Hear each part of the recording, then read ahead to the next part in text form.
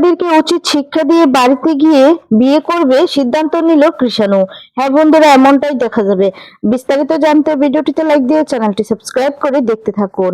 গল্পের শুরুতেই দেখা যাচ্ছে আমি আসি রে, আর তখন বলে তুই কিন্তু কোনো ভয় পাবি না, ঠিক আছে? যারা অপরাধ করেছে তারা ঠিক ভয় পাবে, তুই কেন ভয় পাবি? যারা অপরাধ করেছে তারা আতঙ্কে থাকবে, কোনো আতঙ্কে থাকবি না, আমি আসি। আর তখন দেখা যাবে যে মিঠিল এই বলে চলে যেতে লাগলে বাবিল তখন বলছে, মিঠিল তুই চলে যাচ্ছিস? এরপর বলে যে হ্যাঁ, আর বলে আমি এগিয়ে দিয়ে আসবো, বলছিলাম তোকে আমি ফোন করব।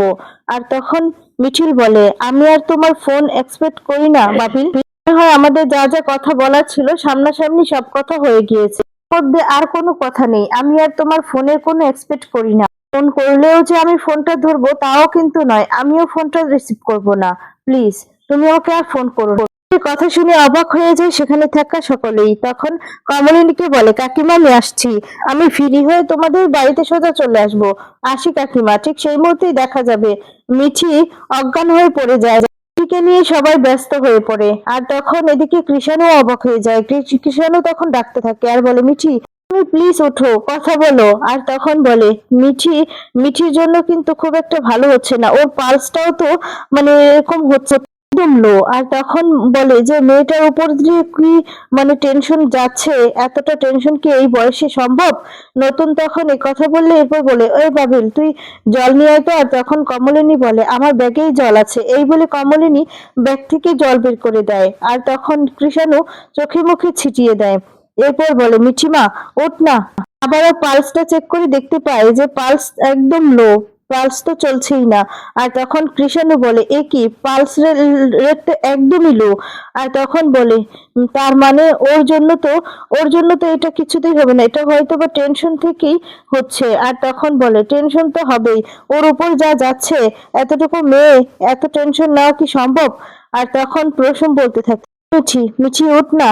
আর তখন দেখা যায় আস্তে আস্তে করে সবার ডাকে সাড়া দেয় মিঠি। মিঠি একটু একটু করে চোখ খোলে। আর তখন নতুন বলে মিঠি মা তোমাকে হেরে গেলে চলবে, তোমাকে তো লড়াই করতে হবে, তুমি যদি লড়াই করার আগেই লড়াইটা ছেড়ে দাও তাহলে কি করে হবে বলো তো? আমরা কোথায় যাব? তোমাকে তো সেই জায়গা মানে সেই জায়গায় যেতেই হবে, আর তোমাকে কি আমরা সেভাবে তৈরি করেছি বলো? তুমি তো স্ট্রং গার্ল, বলো মিঠিমা।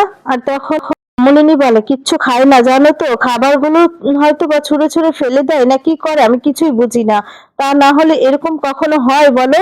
এরকমটা কখনোই হয় না। আর তখন বলে ও কাকামণি একটু চকলেটটা দাও না। আর তখন দেখা যায় মিঠিকে বলে নে মা এই চকলেটটা একটু খেয়ে নে, একটু শক্তি হবে।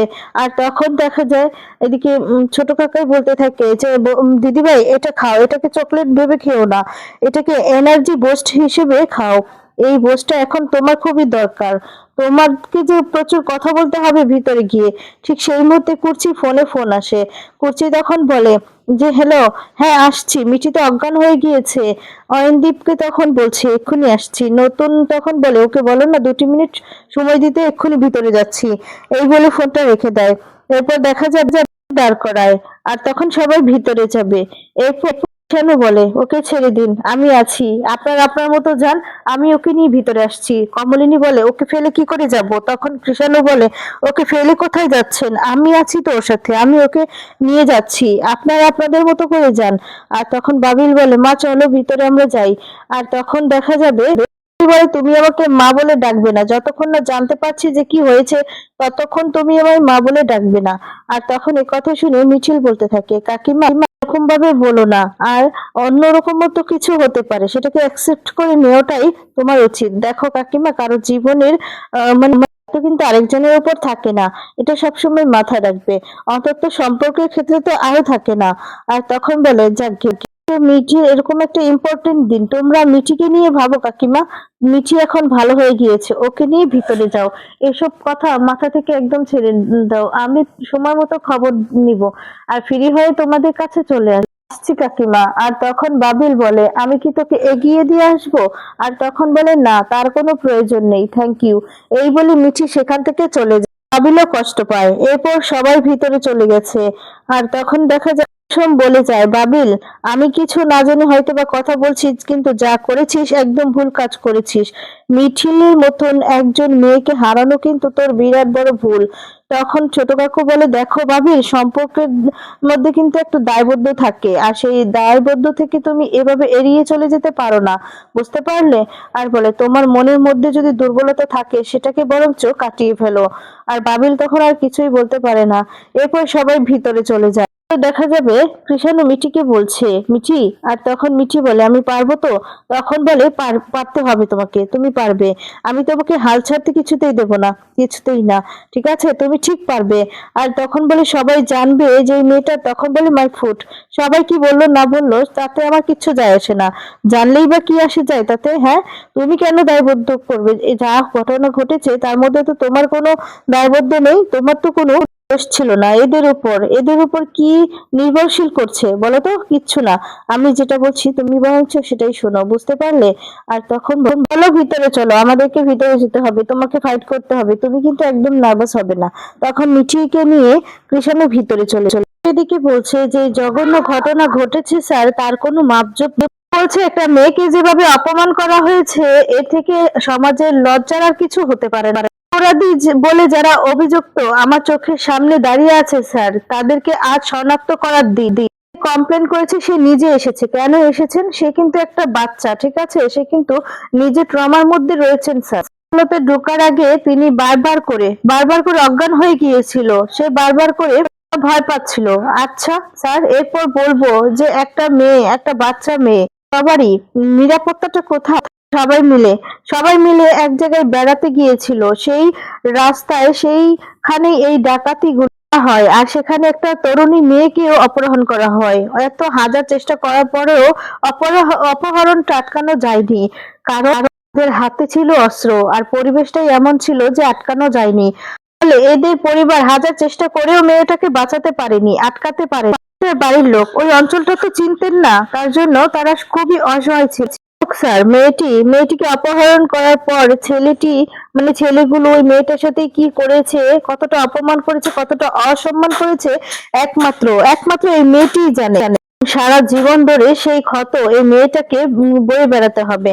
কিছু মেডিকেল রিপোর্ট আপনার কাছে জমা দিচ্ছি, এই বলে দেখা যায় মিঠির মেডিকেল রিপোর্ট গুলো জমা দেয়। এদিকে সেই লোকগুলো, সেই ছেলেগুলো দাঁড়িয়ে আছে, তারা খুব ভয় পাচ্ছে। আর তারপর দেখা যাবে, বলতে থাকে, আমাদের দেশে আইন অনুযায়ী ক্রিমিনালদের পক্ষেও একজন উকিল রাখতে হয়, কিন্তু আমি আমার বিপক্ষের বন্ধুকে বলবো, বন্ধুর কাছে একটাই আবেদন করব, যখন তিনি যুক্তি সাজিয়ে ক্রিমিনালদেরকে বাঁচানোর চেষ্টা করবে, ওদের অপরাধকে ছোট চেষ্টা করবে, আর তিনি যেন একবারটি মনে রাখেন যে তার বাড়িতেও কিন্তু মা আছে, একজন বোন আছে। পেশ করার সময়, যুক্তির সময় যেন একটু মনে রাখেন যে তা থেকে একটু যেন মানবিকতার ছোঁয়া রাখেন স্যার। তার পেশা দায়িত্ব একসাথে না হাত ধরে হাঁটলে তাহলে আমরা সত্যি কিছু বুঝতে পারতাম না স্যার। আর তখন বলে যে বাকি সবকিছু আপনার উপর নির্ভর করছে, কিন্তু একটা কথা মনে রাখবেন, যে এই যে আসার সময় এই তরুণীকে কিন্তু মুখ ঢেকে আসতে হয়েছে। কেন এসেছে? মেয়েটা লজ্জা পাচ্ছে। আর তখন বলছে, মেয়েটা কিন্তু নাও আসতে পারতো, কিন্তু মেয়েটা কেন এসেছে? সে শুধুমাত্র ফাইট করতে চায়, তার জন্যই মেয়েটি এসেছে। তাকে চিহ্নিত করতে চায় যারা যারা এই কাজগুলো করেছে। মেয়েটির সাথে যতটুকু কথা বলে বুঝেছি, সে বিশ্বাস করে যে এই অপমান সে তার নয়, সেই অপমান তাদের, যারা যারা তাকে বিশ্রীভাবে, নোংরাভাবে অপমান করেছে, অসম্মান করেছে। বড়া সবাই একটি মেয়েকে আজকের দিনে মুখ ঢেকে আসতে হয়েছে কেন? এদের এদের জন্য। এ থেকে অসম্মান, এ থেকে লজ্জার আর কিছু হতে পারে না স্যার। এটা আপনি যা বিবেচনা করবেন তাই হবে। আর তখনই বিপক্ষের বন্ধু উকিল বলছে যে আমি কথা বলতে চাই। আর তখন বলে, হ্যাঁ হ্যাঁ, নিশ্চয়ই বলবেন। সন্দীপ বলছে, আমার ব্যবহারে একটু ভুল হয়ে গিয়েছে, তার জন্য আমি মার্জনা চাচ্ছি। আর তখন বলে, অপমান হওয়ার আগে সত্যি সত্যি তাদেরকে আমি ক্রিমিনাল বলেছি, তার কারণ হচ্ছে পক্ষের বন্ধু এদিকে বলছে যে তাদেরকে ক্রিমিনাল বলাটা নাকি তার অন্যায় হয়েছে, তার জন্যই বলছে যে আমি বলেছি, তার তো কারণ আছে। কারণ এই যে পুলিশের চার্জশিট, সেখানে তো যদি তাদের নাম না থাকতো, আগের সবকিছু জানা না থাকতো, তাহলে তো ক্রিমিনাল আমি বলতাম না, তাই না? আমি সেই পক্ষেই আমি ক্রিমিনাল বলেছি। তার জন্য যদি আমার ভুল হয়ে থাকে, আমাকে ক্ষমা করে দিবেন। তাদের যদি কোনো চিহ্ন না থাকতো তাহলে কিন্তু এই কেসটা আদালতে আসতো না। আর তখন বলে ক্রিমিনাল তো ক্রিমিনাল, আমি কিন্তু কথার ফাঁকে ফাঁকে হয়তোবা আমার ইতিহার না থাকলেও আমি কিন্তু ক্রিমিনাল বলে ফেলবো, তার জন্য আমি আপনার কাছে ক্ষমা চাইছি। সাহেব অয়নদীপকে বলছে আপনি বসুন আর বলুন আপনি কি বলতে চান। আর তখন বলে যে এই চারজনের নামে অভিযোগ উঠেছে তাদের মধ্যে দুজন অত্যন্ত প্রভাবশালী লোক, মানে তাদের ঘর থেকে এসেছে। আর তখন বলে তাদের শিক্ষা দীক্ষা রুচি কোনোটাই এই ধরনের কাজকে সমর্থন করে না। আমি বলতে চাইছি যে যে চারজনকে ধরা হয়েছে তাদের যাবতীয় টেস্ট মেডিকেল রিপোর্ট সমস্ত কিছু এখনো কিন্তু আমাদের হাতে আসেনি। এখনই আমরা বলতে পারছি না যে এরাই হচ্ছে ক্রিমিনাল, এরাই হচ্ছে সেই লোক। তখন বলে হ্যাঁ এটা সত্যি যে সেই অঞ্চলে একটা ডাকাতি হয়েছে, একটি মেয়েকে অপমানজনক ভাবে আপত্তিকর ভাবে তুলে নিয়ে যাওয়া হয়েছে, এটাও সত্যি। কিন্তু সেম টাইম যে এটাও সত্যি যে এই চারজনকে ভুলবশত গ্রেপ্তার করে আনা হয়েছে। আর তখন দেখা যায় অয়নদীপ বলে যে অবজেকশন ইওর অনার, এখন পর্যন্ত আমরা কিন্তু মেডিকেল রিপোর্ট চারজনের মেডিকেল রিপোর্ট পাইনি, তাহলে উনি ভরা আদালতে কি করে বলেন যে ওরা অপরাধী নয়। আমি জানি মেডিকেল রিপোর্টটা এখনো আসেনি, তাই অফিসিয়ালি ভাবে ওদেরকে আমরা অভিযুক্ত বলতে পারি না, কিন্তু আজ বাদে কাল যখন রিপোর্টগুলো আসবে আমরা যা যা ভাবছি তাগুলো মানে তা যদি সত্যি হয়ে যায়, তার রিপোর্টের সাথে যদি মিল হয়ে যায়, তখন আমার প্রতিপক্ষের বন্ধু কি বলবেন? তখন কি উনি ক্রিমিনাল বলবেন না এই ছেলেগুলোকে? আর তখন বলতে থাকে উনি আজকের দিনটা হয়তোবা বেরিয়ে যেতে পারবেন, কিন্তু তার পরের দিন বা তারপরের দিন অথবা তারপরের দিন কি হবেন স্যার, উনি কি জবাব দিবেন? আর তখন কোনো কিছুই বলছে না। এরপর বলতে থেকে আমার বিপক্ষে বন্ধুকে জানিয়ে দিতে চাই রিপোর্টটা কিন্তু আর কয়েকদিনের মধ্যেই আমার হাতে চলে আসবে। আর তখন তখন কিন্তু আমি কিছুতেই ছাড়বো না। এই কথাই বলবো, আমি আরেকবার মনে করে দিব এতগুলো বছর পরেও আজকের দিনে এই ধরনের কেস নিয়ে বিচার সভা বসাতে হচ্ছে, কথা বলতে হচ্ছে, এর থেকে লজ্জা বা অপমানজনক কিছু হয় না স্যার। আর পক্ষের বন্ধু উকিল বলছে স্যার এখানে আমরা কোনো ক্লাস করছি না, এখানে কিভাবে কথা বলতে হবে সেটা আমরা জানি স্যার। তখন বলে হ্যাঁ আপনি জানেন, কিন্তু আপনাকে আপনাকে আমি বোঝানোর চেষ্টা করছি। আপনি জানেন যে অয়নদীপ আরো অনেক কথাই বলছে। আর তখন অয়নদীপের কথা শেষ হলে জজ সাহেব তখন বলতে থাকে যে এই পরিবারের একজনের সাথে আমি কথা বলতে চাই, আমার কথা বলাটা জরুরি। আর তখন দেখা যায় কে কথা বলবে সেটাই ভাবতে থাকে। আর তখন এদিকে নতুন বলছে যে কৃষাণু, আমি মনে করি তোমাকে তোমাকে মনে করি কথা বলাটা খুবই জরুরি, তুমি কথা বলো, তুমি তো আমাদের পরিবারের একজন, যাও তুমি কথা বলো, তুমি পারবে সবকিছু গুছিয়ে বলতে। আর তখন দেখা যায় কৃষাণুকে পাঠায়, কৃষাণুকে তখন বলে সমস্তটা খুলে বলতে। কৃষাণু তখন সেদিন রাতে যা যা ঘটেছিল, যে প্রথমত ওরা ডাকাতি করার জন্য আমাদের কাছ থেকে সমস্ত কিছু কেড়ে নেয়, এরপর আমি যখন আটকাতে যাই আমার মাথায় পিস্তল ধরে, ঠিক তখনই মিঠি আসে। আর তখন আমাদের কাছে আর কিছু না পেয়ে মিঠিকে নিয়ে চলে যেতে লাগলে আমরা অনেক আটকানোর চেষ্টা করি, কিন্তু আমাদের আর হাতে কিছুই ছিল না। আমাদের হাতের বাহিরে গিয়ে ওরা মিঠিকে তুলে নিয়ে চলে যায়। আর সেদিন রাতে সমস্ত কিছু যা যা হয়েছে সবকিছু খুলে বলে কৃষাণু।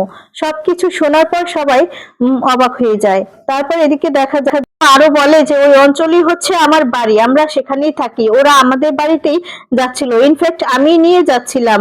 আর তখন সেই রাস্তা দিয়ে যখন আমরা যাচ্ছি সেই রাস্তাটা খুবই অন্ধকার ছিল, আমরা দেখি রাস্তার মাঝখানে গাছ দিয়ে বন্ধ করা ছিল। আর তখন সমস্ত কিছু খুলে বলে পুলিশ অফিসার কিভাবে উদ্ধার করে, কিভাবে পুলিশের কাছে যায়, সমস্তটা খুলে বলে। বলতে থাকে আমি এবার অভিযোগকারীকে ডাকতে চাই, তার মুখ খোলার কোনো দরকার নেই, তাকে কিছু জিজ্ঞাসাবাদ করতে চাই, ওনার দেখা হয়েছিল কিনা সেই সমস্তই জিজ্ঞাসা করতে চাই, যে এই ছেলেগুলোকে চিনে কিনা, এই ছেলেগুলোর সাথে দেখা হয়েছে কিনা। এরপর দেখা যাবে মিঠি সমস্তটা মনে করে বলতে থাকে যে এরাই হচ্ছে সেই লোক, চিহ্নিত করে। আর সবটা প্রমাণ হওয়ার পর তাদের সমস্ত প্রমাণ হয়ে যাওয়ার পর যখন বাড়িতে যায়, এরপর দেখা যায় এদিকে কৃষাণু বলতে থাকে যে আমি মিঠিকে বিয়ে করতে চাই, কারণ মিঠি যদি এখন এই মুহূর্তে একা থাকে তাহলে এই ব্যাপারটা আরো অন্যদিকে যাবে, মিঠি নিজেকে একা মনে করবে, তাই আমি ওর পাশে থাকতে চাই। তখন সবাই এই কথাটা শুনে খুব খুশি হয়ে যায়। তো বন্ধুরা এবার যদি এমনটাই হয় তাহলে তোমাদের কেমন লাগবে কমেন্টস করে জানিয়ে